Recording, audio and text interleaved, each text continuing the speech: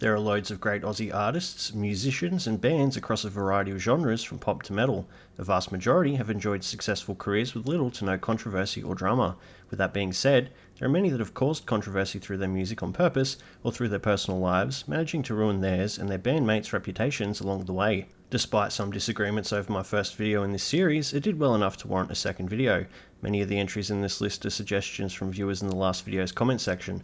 This list is in no particular order, with various controversies ranging from minor to severe. Let's take a look at another 10 controversial Australian artists. At number 10, we have rapper Cursor. Cursor has built up a huge and loyal fan base over the years despite a few controversies. In 2014, the All Ages Come Together Festival in Australia was cancelled less than 2 weeks out, with the promoter saying that booking Cursor was a mistake as he polarised fans. Cursor and his team quickly disputed the claim that he was the sole cause of the cancellation. Low ticket sales ended up being the official cause. In his early creative efforts, Cursor used language and themes around violence, misogyny, and homophobic slurs. The language drew criticism for being offensive or insensitive. Cursor isn't the only rapper to come under fire for similar lyrical content. On a track from 2015, Cursor fired shots at other Aussie artists including All Day, 360, and even TV's Tracy Grimshaw. Cursor had previously claimed Triple J refused to play his music despite his popularity.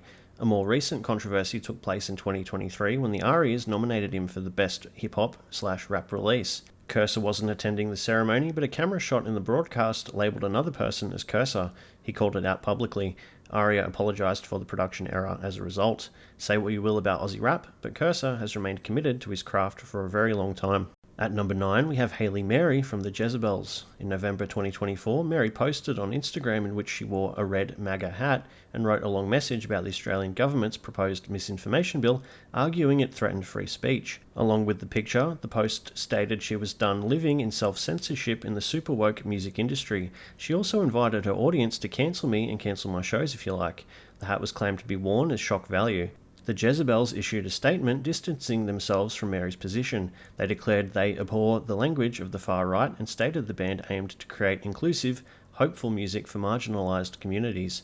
Mary later reported that the post cost her some of her friends, lost parts of her team, and had at least one solo show cancelled, and will probably no longer have a music career in the way that she knew it.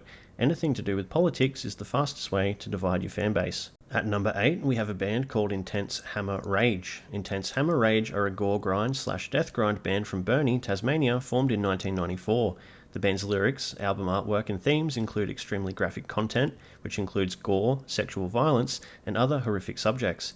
This is the entire point of gore and grindcore bands, but the controversy started in 2001 when the band's album Avagoya Mugs, which was released via a US label, when a batch imported into Australia triggered legal action. Customs seized around 200 copies, citing that the album was a prohibited import due to the gruesome artwork and lyrical content. In the following legal proceedings, the band members pleaded guilty to import contravention charges, resulting in a fine of about $500.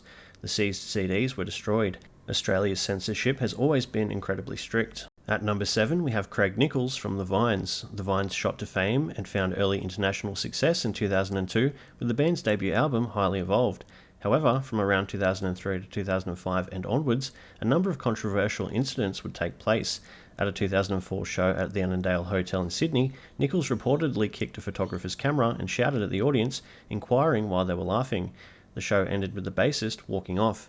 As a result of the show, the tour was cancelled with Triple M reportedly banning their music from being played on their station. In November 2004, during the court hearing for assault and malicious damage charges, Nichols revealed he had been diagnosed with Asperger's. He later revealed that this explained his lifelong struggles with behaviour, social interactions and touring. In November of 2008, the Vines announced they were cancelling all upcoming shows, which included Australian festivals and a tour of Japan. Nichols' mental condition had deteriorated rapidly, which required immediate help. On the 13th of October 2012, Nichols was arrested after an incident at his parents' house in Sydney. Nichols was charged with multiple offences including domestic assault and resisting arrest, amongst others. This incident brought his personal and mental health challenges further into public view and raised questions about support, responsibility, and legal consequences. The judge dropped all charges as long as he sought immediate medical treatment, including halting his intake of fast food and cannabis. At number 6, we have Billy Thorpe. The 1970s rock scene had various run-ins with the authorities over volume, behaviour, crowd control and moral standards. Billy Thorpe and the Aztecs were performing in Baskerville, Tasmania in 1974. Thorpe used the F word on stage. The police didn't like that, so Thorpe was taken off stage by police and charged between songs for his language. After being charged, Thorpe was released, with Thorpe returning to the stage where he challenged the police by saying something like, "What word is it?" This provoked the audience to shout it out, where Thorpe then told the police to go and charge them all.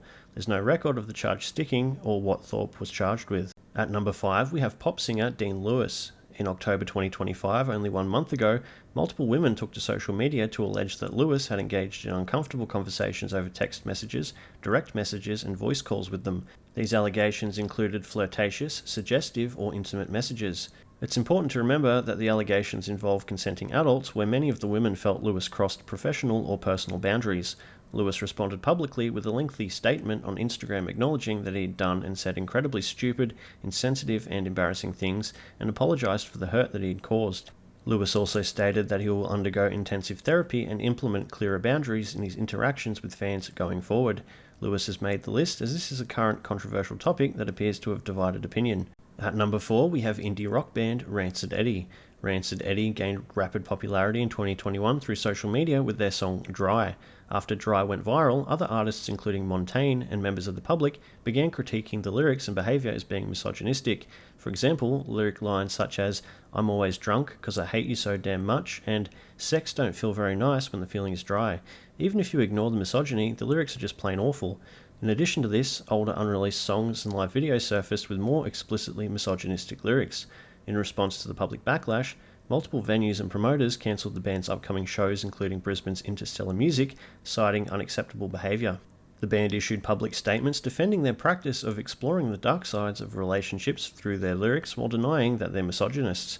The band also criticised what they described as a vocal minority and social media Gestapo attempting to shut them down. The damage was done, with no new music on Spotify since 2022. At number 3, we have Kieran J. Callanan. In November 2017, at the ARIA Awards red carpet in Sydney, Callanan lifted his kilt and exposed his genitals to photographers and the media. He was charged by New South Wales Police with willful and obscene exposure in a public place. In February 2018, Callanan pleaded guilty to this offence at the Downing Centre local court and was given a 12-month good behaviour bond. No conviction was recorded, with his lawyer arguing the act was spontaneous and influenced by media suggestions rather than premeditated shock value. Following the incident, festival organisers, including the Laneway Festival, removed him from the lineup, citing concerns about his conduct.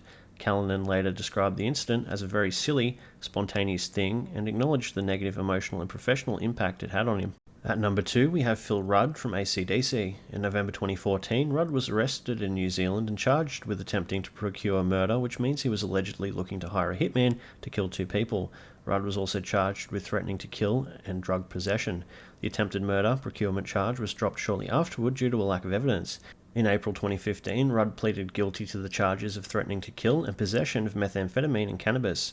3 months later in July, Rudd was sentenced to 8 months home detention in New Zealand, along with a rehab program and strict monitoring. If these conditions were broken, Rudd would be going to jail. As a result, Rudd had to sit out of the AC/DC tour. At number 1, we have Shannon Noll, or Nollsy. Earlier in his career, Noll was caught driving with a blood alcohol reading of 0.11 in his hometown of Condobolin in 2004. He pled guilty in April 2005 and was fined and disqualified from driving for 9 months. In January 2017, Noll was arrested in Adelaide outside the club Crazy Horse Review after an altercation with security guards. He was charged with 2 counts of assault. Later, the charges were dropped in April 2017. About 1 year later in 2018, at the Duck Creek Picnic Races in Nyngan, New South Wales, Noll launched a verbal tirade aimed at an audience member who had thrown a beer can at the stage. The video of the incident went viral, showing Noll making threatening remarks and referring to the audience member as a private school stupid motherfucker. Noll also mentions fucking the guy's missus and his mum. Following his rant, he was cancelled from a scheduled performance at the Mount Isa Rodeo because the organisers judged his behaviour incompatible with their family-friendly environment. Noll later apologised publicly, acknowledging his language and behaviour was unacceptable, while explaining that he had been rattled because of objects being thrown at the band. So there you have it, another 10 controversial Australian artists. Let me know what you thought of the list down below in the comments, including any artists or bands I haven't yet mentioned. If there's enough interest, I'll consider doing another video. Thanks for watching.